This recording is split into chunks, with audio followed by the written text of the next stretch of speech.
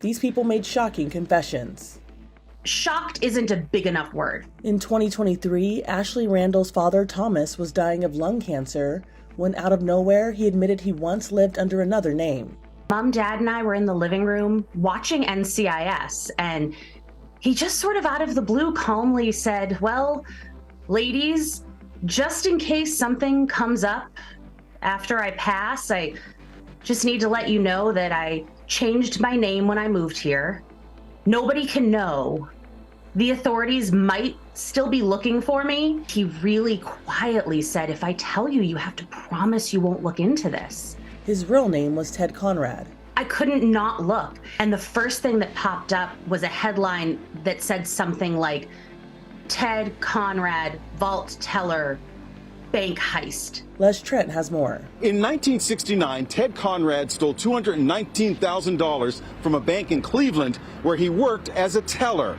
On the Friday before his 20th birthday, he simply filled a bag full of cash and walked away, never to be seen again.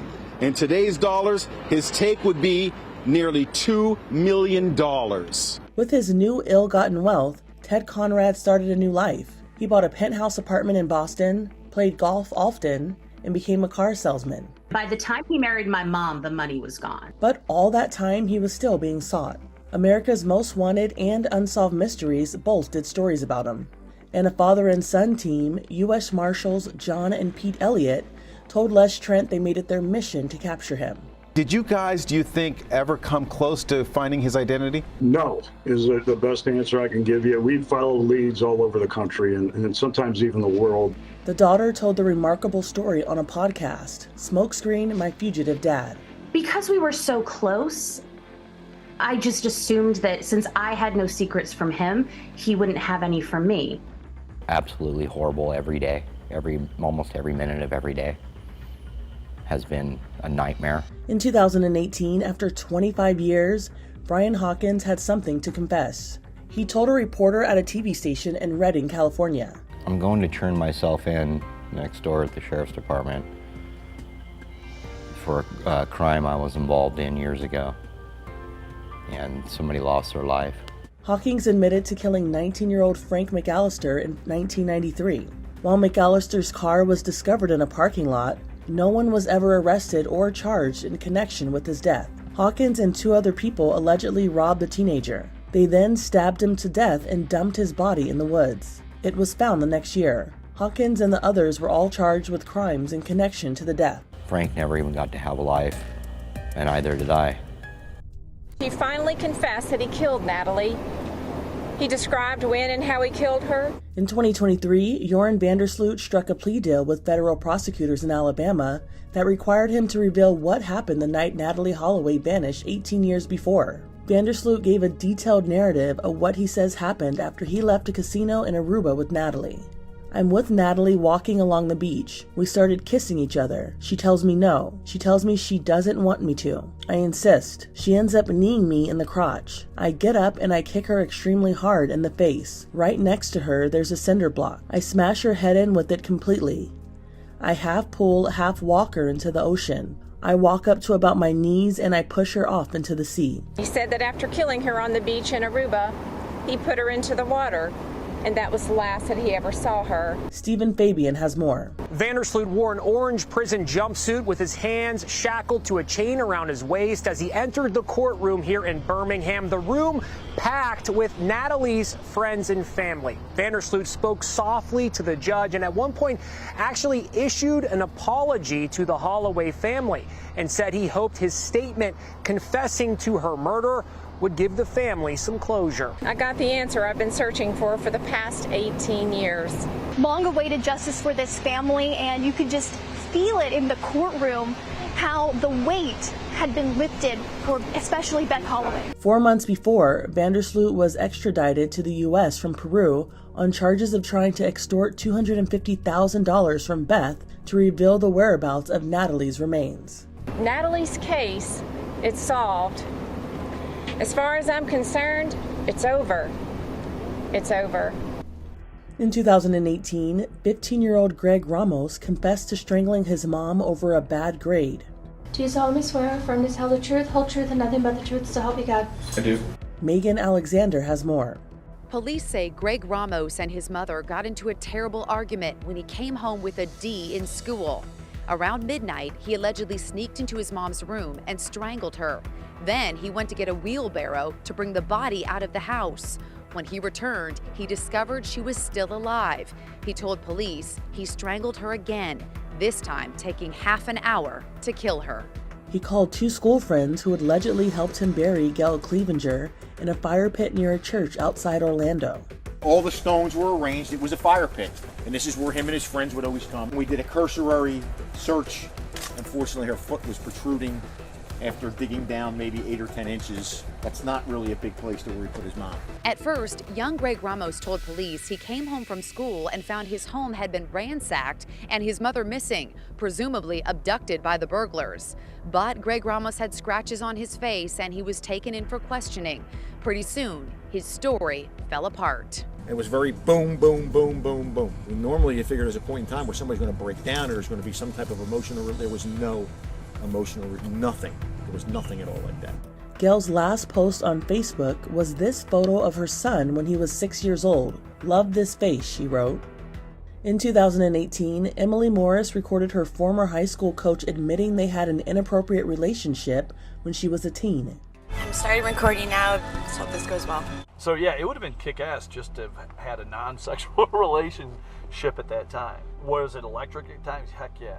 In 1996, Emily Morris was an honor student and star athlete at Lindbergh High School in St. Louis.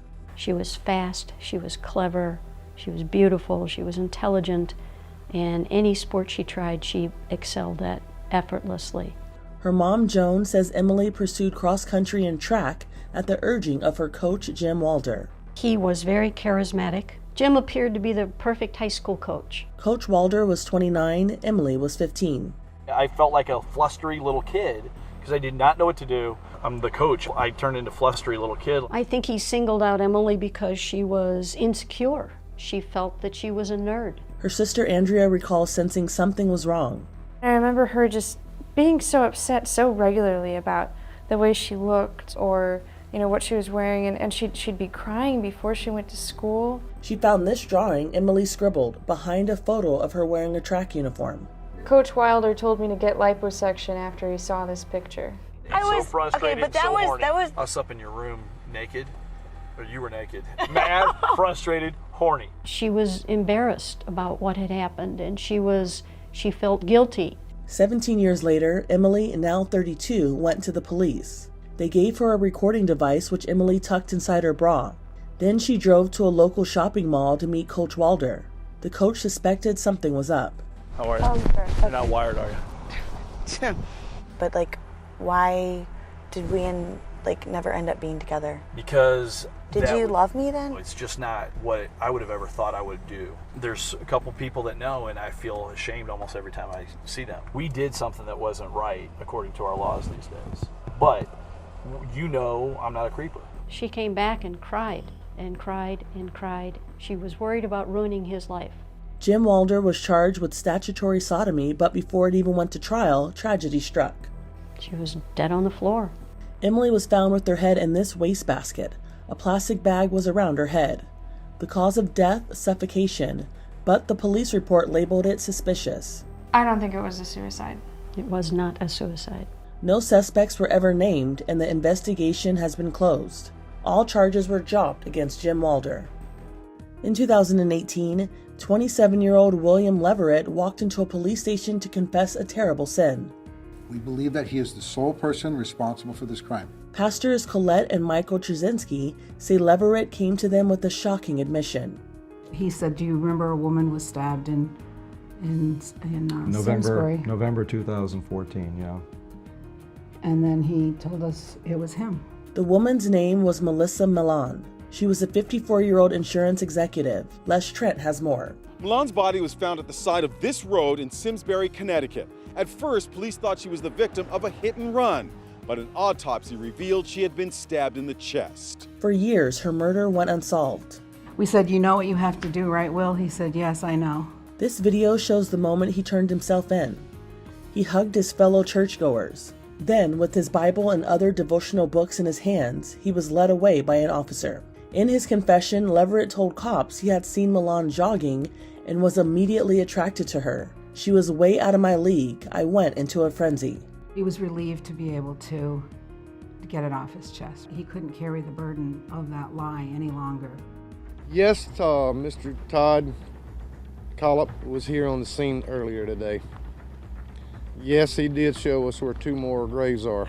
In 2016, a man accused of holding a woman against her will in a storage container in South Carolina for 2 months confessed to murdering 4 other people in 2003.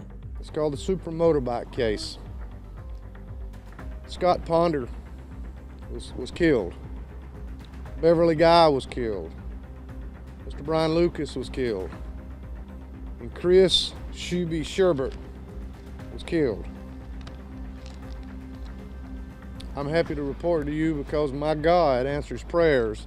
We signed 4 warrants on Todd Kellop today with a confession that he did this crime. The 2003 murders he confessed to took place in a motorcycle shop. Anything you wish to say at this time? Not at this time, sir. I look at this person and I see someone without a soul. Melissa Brackman was pregnant when her husband, the owner of the bike shop, was killed. I was speechless, maybe for a second, and then I had a million questions for him because I've had no answers for so long. He was a disgruntled customer. He was mad. After his confession, Collop took authorities to his 100-acre property in South Carolina and showed them where the bodies were buried. There they are, and there they'll stay.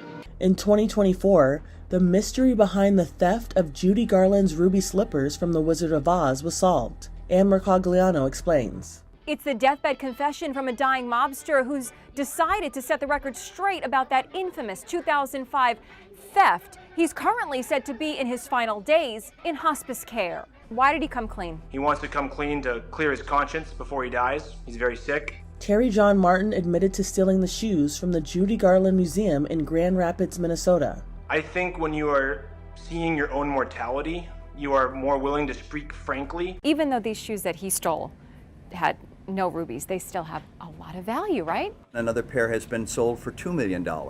And if they came up again, who knows, $3 million. Martin was ordered to pay restitution to the museum. Because of his poor health, he received no prison sentence. I don't regret killing my mother. And as evil as that may sound, that's my reality. In 2017, this confession came from an American heiress who murdered her wealthy mother on vacation in Bali. I made it up. In my heart, in my mind, my soul, in my blood, in the oxygen running through my body,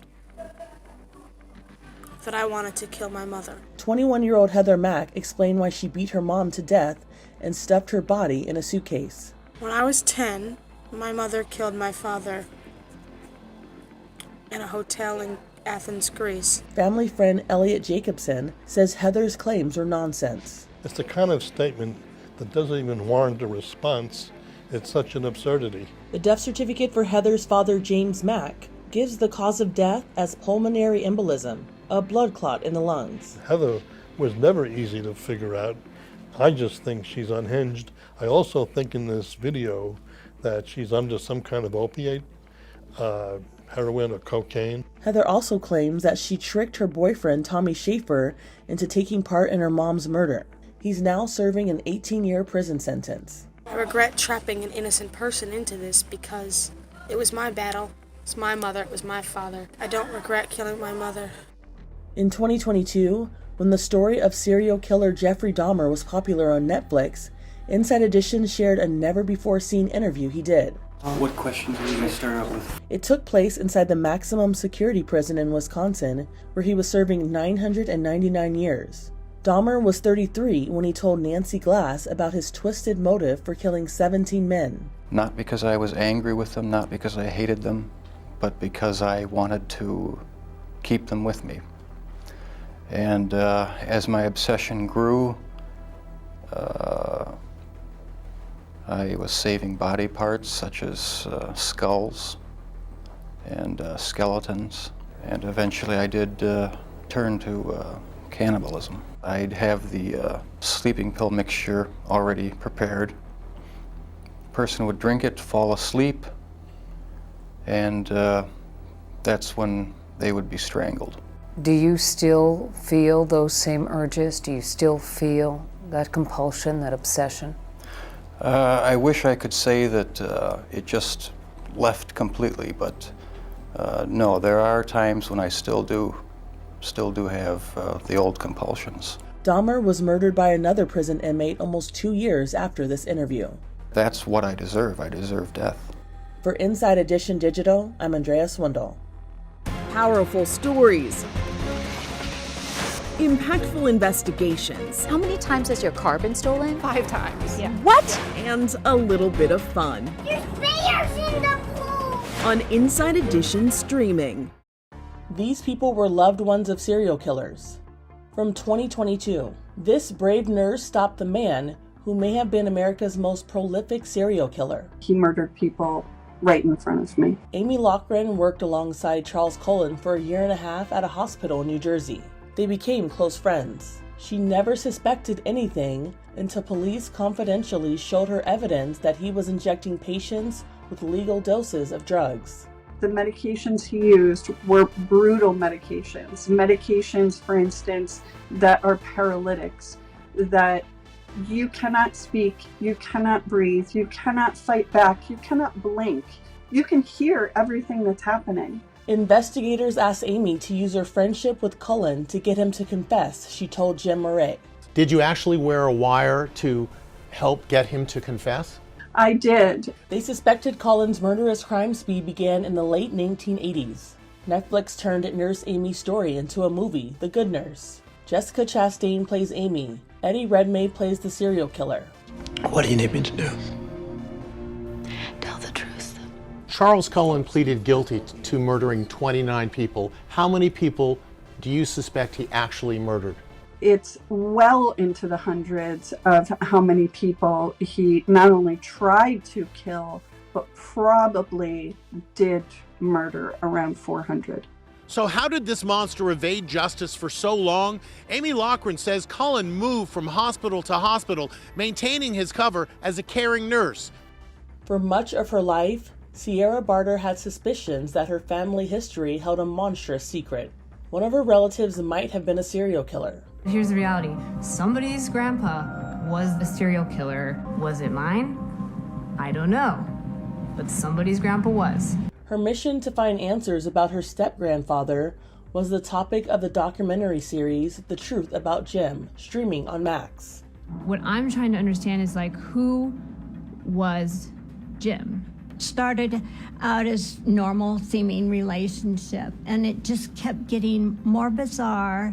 Jim Mordecai was a well-respected high school teacher in Northern California, but to his family, he was a predator with an alleged history of sexual and physical violence against women and girls. He either was the most charming man you were ever going to meet, or he was your worst nightmare. While Sierra tried to uncover who Jim Mordecai was, clues led her to believe he may have been the notorious Zodiac killer. Zodiac had a stocky, athletic build. Jim was very stocky, very athletic. The shoe print they found was a 10.5. Jim wore size 10.5. The Zodiac killer was never caught. He claimed responsibility for over 30 murders in Northern California in the late 1960s. The similarities that Sierra was able to find between Jim and the Zodiac killer were locations. They often went to the same place. Director Skye Borgman says that Sierra's journey ultimately leads to some closure for her family. First and foremost, it's about generational trauma and how 3 generations of women are dealing with generational trauma and how they all feel that Jim could have done more than what they know he did. Joseph James D'Angelo Jr. is known to the world as the Golden State Killer. In 2020, his brother-in-law of 40 years, James Huddle, spoke about him to Jim Murray. He was married to your sister. Yes. And you never had an inkling of what he was. Nope. He kept everything to himself.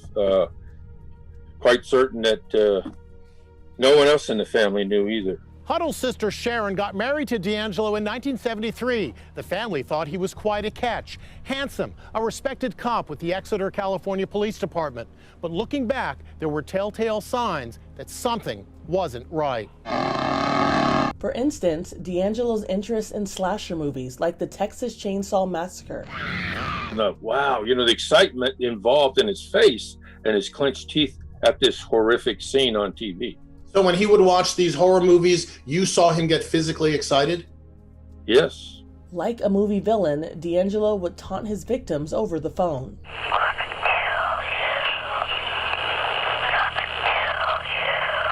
D'Angelo has 3 daughters from his marriage to Huddle's sister. They lost their father, in a way, they really did. I mean, he changed from this wonderful dad to them to this horrible person. D'Angelo confessed to 13 killings and almost 50 rapes. There were so many victims and their families, authorities had to conduct the hearing in a ballroom. He is the real-life version of Hannibal Lecter. The detail just made me just cringe all the more and feel the sorrow I felt for those victims. There's so many. Huddle wrote a book, Killers Keep Secrets, in which he lays bare his family's shock at learning the truth about the monster in their midst. I became outraged at what he had done. Sure. And even more outraged last night when I reviewed the hearing. D'Angelo's former fiancée spoke out as well. I got out of it, but to be engaged to him ever is a regret I'll always have. Bonnie Caldwell was engaged to Joseph D'Angelo in the early 1970s at 18. He was my first long-term relationship. I didn't have dating experience. It started off very lighthearted. Jim Murray has more. But Bonnie broke off the engagement when she found out how scary D'Angelo could be. He did not take the rejection well. He actually tried to abduct her at gunpoint so he could take her to Nevada and force her to marry him. He said, "Get dressed, we're going to Reno, we're going to get married tonight." Now I know that he's more than capable of using a gun to kill someone. D'Angelo's hatred of Bonnie was unmistakable when he launched his monstrous 13-year-long crime spree. One of the victims says D'Angelo repeatedly sped out, "I hate you, Bonnie," as he raped her. Take your mask off. In court, 50 years after she broke up with him, Bonnie refilled her face. She wasn't allowed to speak since she was technically not a victim of D'Angelo's crimes. Her friend, D'Angelo rape survivor Jane Carlson Sandler, spoke on her behalf. Even a gun pointed at her face could not make her choose you. I don't think the man has a soul. In 2017, this woman had no idea that the man she was having an affair with was one of America's most notorious serial killers. There was always something that sat uneasy with me about him, and I just really couldn't put my finger on it. Holly Udy is still coming to terms with the terrifying trail of death left by the man she was in love with for 10 years, Todd Kohlhepp. He was arrested in 2016 after a woman he kidnapped was found chained by the neck inside of a storage container on his property. Hey, we're going to get you out of there, okay? It was just disgusting. I mean, it was sickening. He gave me a lot of attention, and he made me feel like I was important. Holly met Kohlhepp in 2006 and started an affair. She never suspected that he had already murdered 4 people. Holly actually loaned Kohlhepp the money to buy the container. Megan Alexander has more. Kohlhepp told Holly that he needed the container to store supplies. He had it delivered here to this remote property he owned. 95 acres of mostly dense forest, miles from civilization. He put shelving in it and stocked it with canned food and cases of water. Holly couldn't have known that he was turning the container she helped him buy into a prison. That container was way, way back there in the woods. The container was right here. I mean, that is completely surrounded by woods. You can't hear anything if you're back here. She was completely isolated. Yes. You actually went into the container. Yes. Were you suspicious at all when you were in there? No, it was simply storage. It was all storage. Did you ever notice anything, the way he was arranging it, about what it was going to be used for in the future? No. When cops rescued Kayla Brown in the storage container, she told him what Kohlhepp had done to her boyfriend, Charlie Carver.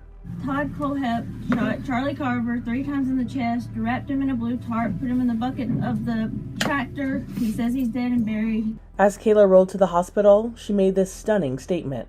Some girl named Holly, he's supposedly planning to kill her. My mouth fell open.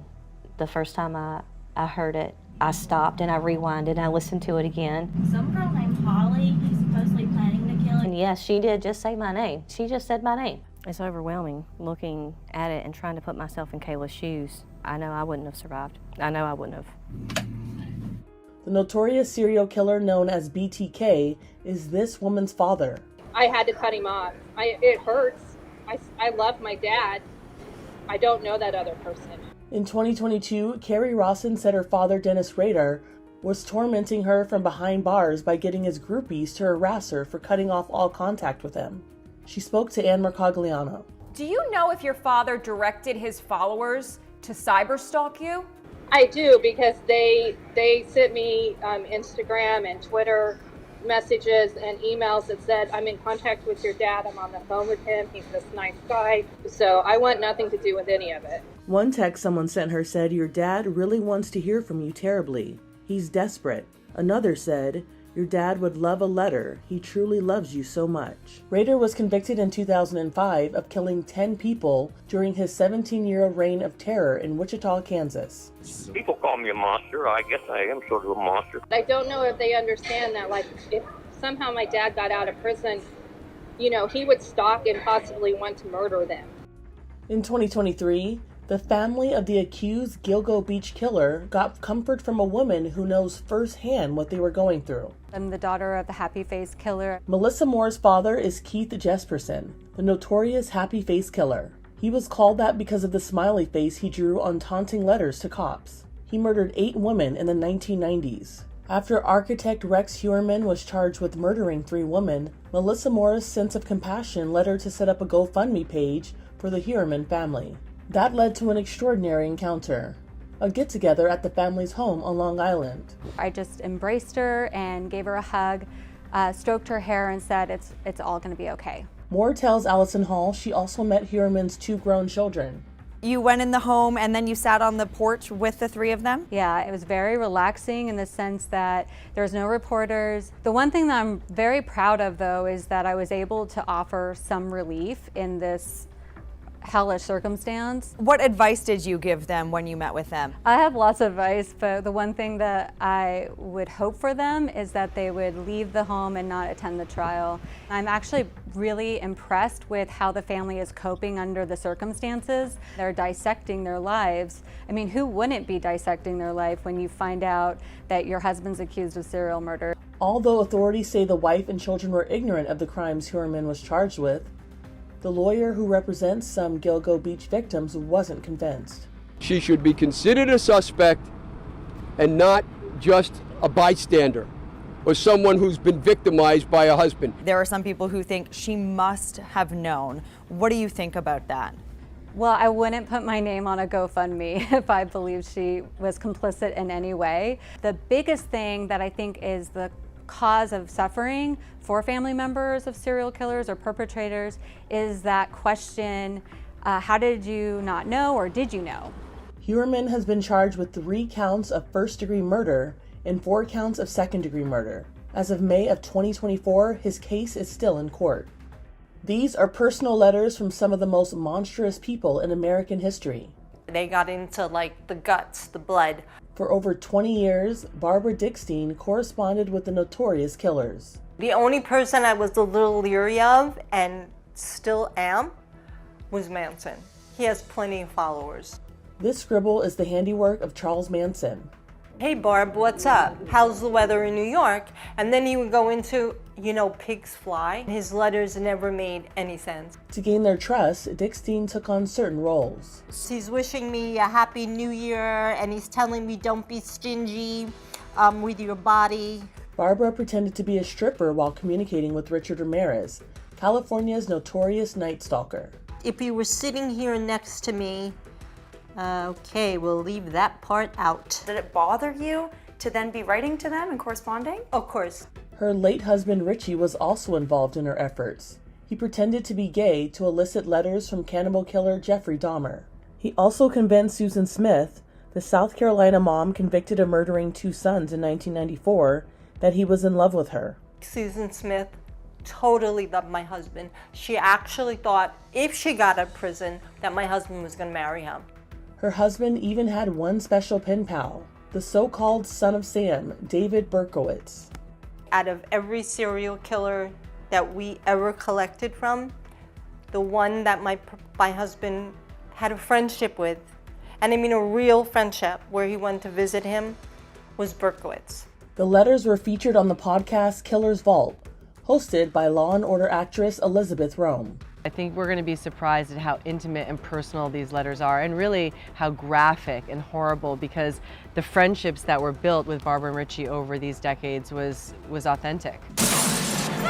Actor Eric Roberts narrated the chilling letters.